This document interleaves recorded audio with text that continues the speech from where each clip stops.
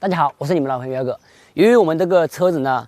如果用的时间长了，加上这个如果当地这个沙尘比较厚的话，这个车窗玻璃在生建的时候就会变成这个阻力越来越大，越来越困难。像喵哥这个车子时间比较长了，加上这个橡胶的这个胶条老化了，所以玻璃在生建的时候会显得这个比较卡、比较慢，甚至出现这个嘎吱嘎吱异响。甚至呢，如果这个脏东西多了之后，会出现这里面的脏东西把这个玻璃刮花的情况。今天呢，我就跟大家演示一下这种情况，我们如何去自行处理然后把这个东西弄干净。因为你去外面去弄的话，别人不愿意给你弄。这个东西弄起来呢，收不了你几个钱，最关键是还耽误事。所以呢，一般情况下自己弄是比较靠谱的。车子窗户生建，你看生建困难，声音很大，升上来的时候呢，它这个没那么顺畅，卡降下来的时候，它会有刮的这个杂音。好了，我们这次清理呢，会用到这个一个超纤维毛巾，然后这个水，然后就是一把平口起子，然后呢，最后会用到这个车窗润滑剂。我们首先用这个毛巾加这个起子，把里面的这个脏东西清理干净。我先把这个导轨跟这个压条部分把它清理干净。由于只是拍摄呢，所以这个带的水比较少一点。平时自己洗的话，可以这个多弄一些水啊。如果有这个喷壶是最好的，用不用喷壶可以把这个导轨里面先喷一下。先让它这个湿润一下，然后呢，我们这个用这个平口起子，大家可以看到，把这个毛巾这个地方包起来。包起来之后，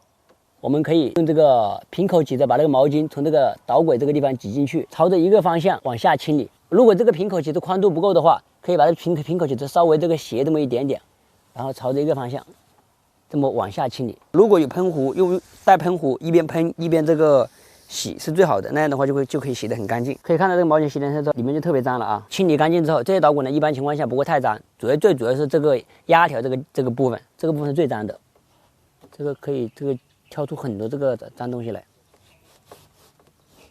反复洗几次，把这个泥基本上就可以把它这个清理干净。清理出来这个会有很多脏东西，所以这些脏东西呢，它都会阻碍我们这个玻璃上行下行的时候，给它这个增加阻力。好了，刚才我这个通过一系列的这个清理呢，基本上是把这个导条跟下面的这个压条把它这个清理干净了。大家可以看到，这些毛巾现在就成了这个样子了。导条这个地方还好，因为它是这个在上面和在这个旁边，所以它这个脏的东西不多。但是这个压条呢，它这个地方由于是在这个下面，所以经常会积很多灰尘，所以这个地方很脏，会有很多脏东西。这就是清理完一个车窗之后的水淋出来之后，非常脏啊！如果你要把4个车窗清理完，估计这个要4块抹布。大家可以看到，我现在这个位置清理完了之后，基本上就没什么脏东西，就很干净了。但是呢，玻璃生建的时候依然会出现这个轻微的这个卡顿和异响，是由于我们这个地方这个压条老化了，橡胶也变得很硬了。这样的话，这个我们就需要给它上这个车窗润滑剂。上完之后，让这个橡胶这个润滑一下，这样的话它生建起来就没那么容易出现这个卡顿。其实车窗润滑剂好几个品牌都在做，然后呢，我现在是手上拿的呢是一个 WD-40的一个车窗润滑剂。我现在把这个车窗润滑剂从这个导条里面喷一下。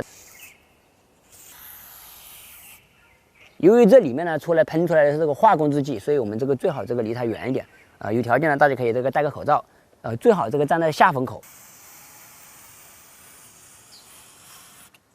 好了，喵哥刚才呢是在这个整个这个导条和这个下面这个压条部分都给它喷上了这个车窗润滑剂。现在呢，我们来看一下喷完之后效果是不是会有一定的改善。